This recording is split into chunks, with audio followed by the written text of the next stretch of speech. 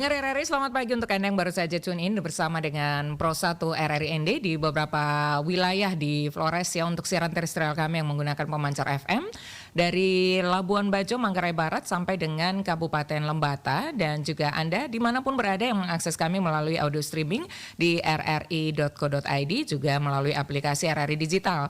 Masih bersama kami di Florata pagi ini, pendengar, kami akan mulai sesi wawancara pagi ini dengan menghadirkan informasi kabarnya bahwa ada petugas pemilu yang meninggal juga sakit. Kabarnya juga bahwa jumlahnya ini semakin bertambah. Untuk informasi selengkapnya, kami akan perbincangkan bersama dengan Ketua KPU NTT, Jemris Fointuna.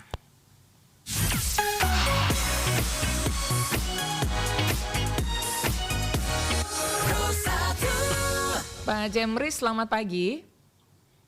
Selamat pagi. Ya, Pak Jemris, selamat mengudara bersama Pro 1 RRI ND. Ini pertama kali kami mewawancarai Pak Jemris ya. Iya benar. Baik ya, Pak Jemris saat ini masih dalam tahapan pemilu 2024. Mudah-mudahan tetap semangat, sehat begitu Pak Jemris ya, walaupun sangat sibuk sekali ini saya yakin.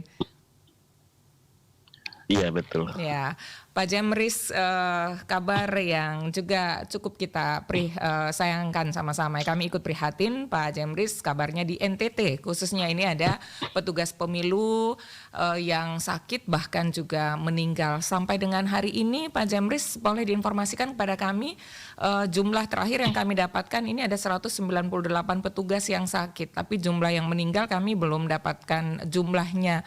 Untuk sampai dengan pagi ini informasinya seperti apa Pak Jemris? Iya, menurut catatan yang ada pada kami bahwa sejak para tenaga ad hoc dalam hal ini PPK, PPS, KPPS dan Linmas melaksanakan tugas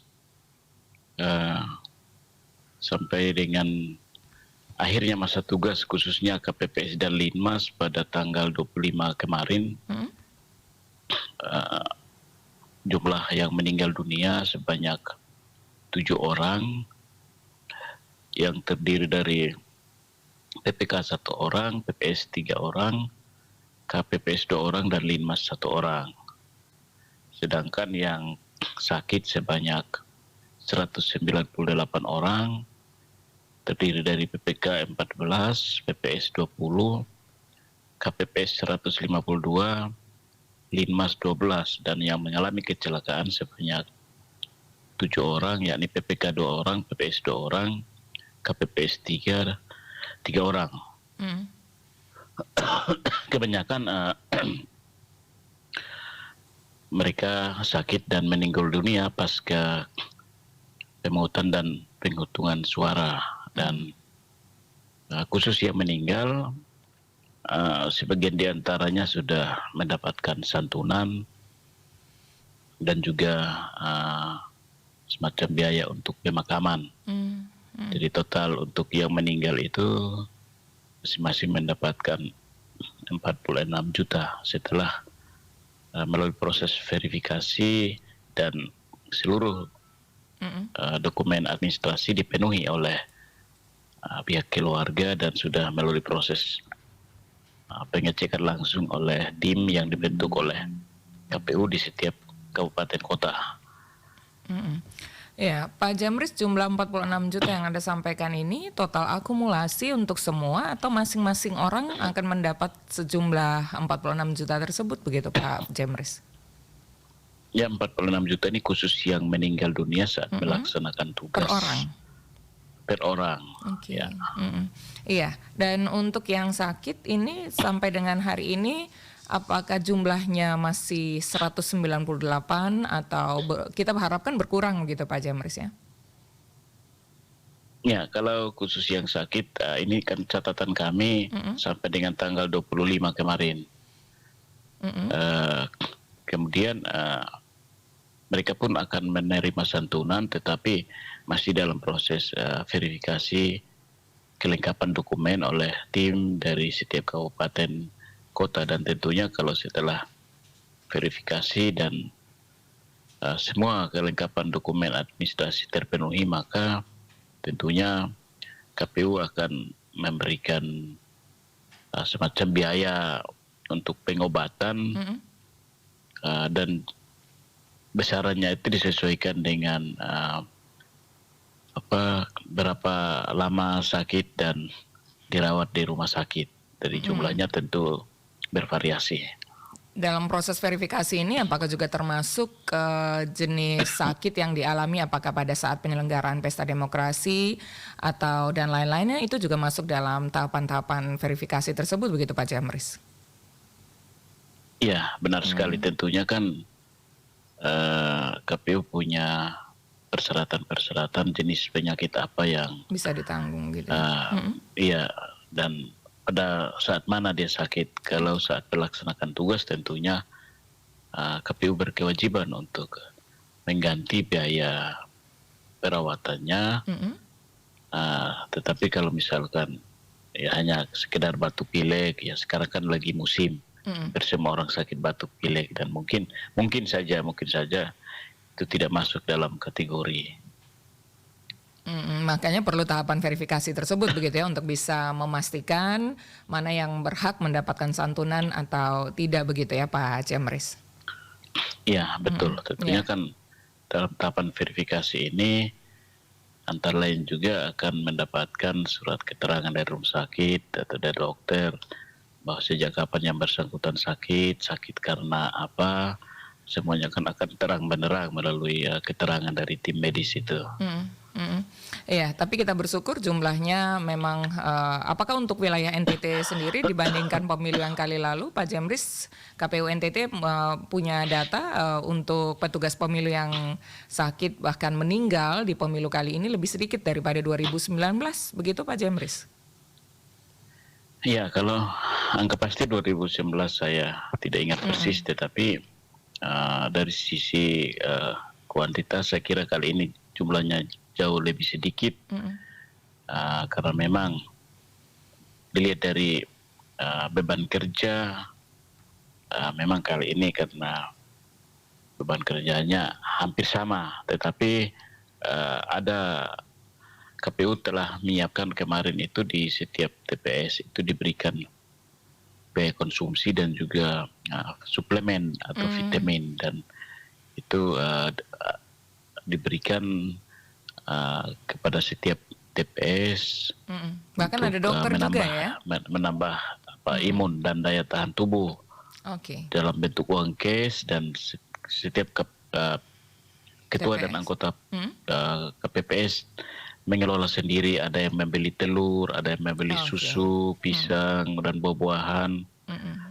Itu tergantung Masing-masing kesepakatan dari setiap ketua dan anggota KPPS. Jadi kali ini ada suplemennya.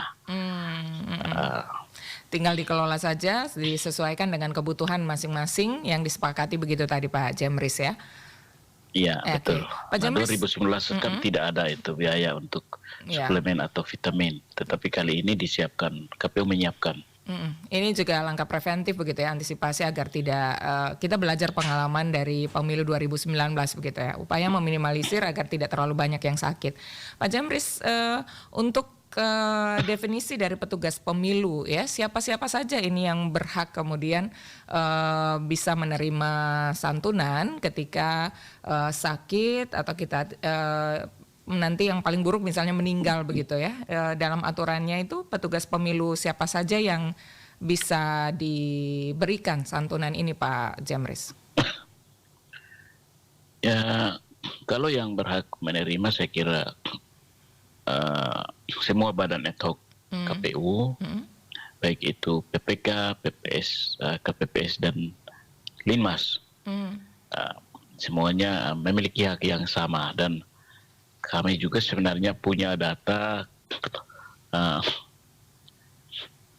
seluruh badan ad hoc yang meninggal sejak 2023 sampai 2024 ya. Sebenarnya totalnya ada 22 orang sampai dengan tanggal 23 Februari kemarin. Namun yang meninggal tahun 2023 saat melaksanakan tugas itu semuanya juga masih dalam proses verifikasi dokumen administrasi, dan juga masih menunggu keputusan dari KPU untuk bagaimana teknis pembayaran santunannya. Tetapi KPU menurut informasi tetap akan bertanggung jawab terhadap teman-teman kami yang meninggal saat melaksanakan tugas sejak 2023 kemarin. Karena jumlahnya cukup banyak, ada 22 orang ya data yang ada pada kami, termasuk 7 orang yang meninggal pada saat melaksanakan tugas pada pasca pungut hitung tanggal 14 Februari yang lalu. Iya, berarti kalau untuk Panwaslu dan lain-lain itu jalurnya tersendiri begitu ya, di luar yang tadi disebutkan Pak Jemris? Iya, kalau untuk Bawaslu saya kira mungkin mereka punya mekanisme sendiri untuk pemberian santunannya, tapi kalau KPU ya seperti yang saya jelaskan tadi bahwa ketika sakit atau meninggal saat melaksanakan tugas, yang penting melaporkan kepada KPU Kabupaten Kota, dari bagian sekretariat akan langsung melakukan verifikasi dia meninggal karena apa, apakah melaksanakan tugas atau meninggal karena di luar atau pada saat tidak melaksanakan tugas. Ini semua nanti akan dilihat oleh tim verifikator, dan bila mana semua persyaratannya terpenuhi maka tentunya bisa akan diberikan. dipertimbangkan untuk menerima santunan itu. Ya, Pak Jemris, terakhir ini saat ini di 28 Februari 2024 sudah sampai pada tahapan mana pemilu kita, Pak Jemris?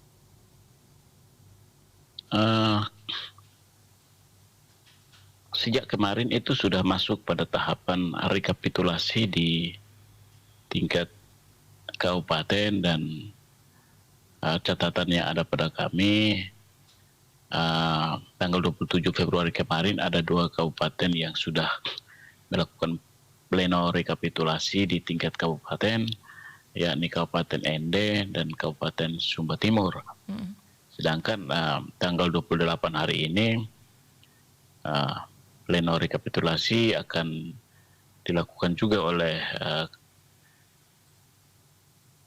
7 kabupaten, yakni Ngada, Sumba Tengah, Sapure Jua, Manggarai Barat, Alor, dan Flores Timur.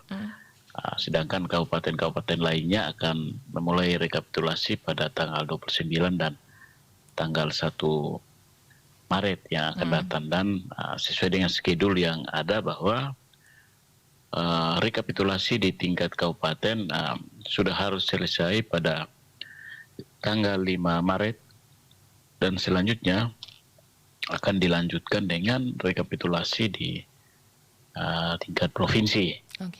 Sehingga kami berharap proses rekapitulasi di tingkat kabupaten segera dituntaskan sehingga rekapitulasi di jenjang selanjutnya tidak mengalami keterlambatan atau mengalami kemunduran. Baik, kami harapkan semua berjalan dengan lancar. Berarti masih cukup panjang ini PR, tugas-tugas yang harus dilakukan petugas pemilu, tidak hanya di NTT tapi di seluruh Indonesia.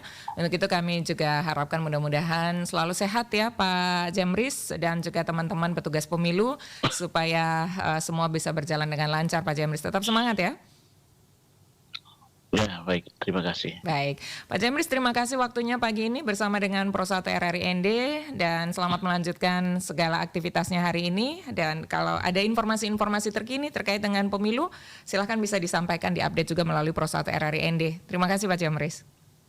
Terima kasih. Selamat pagi.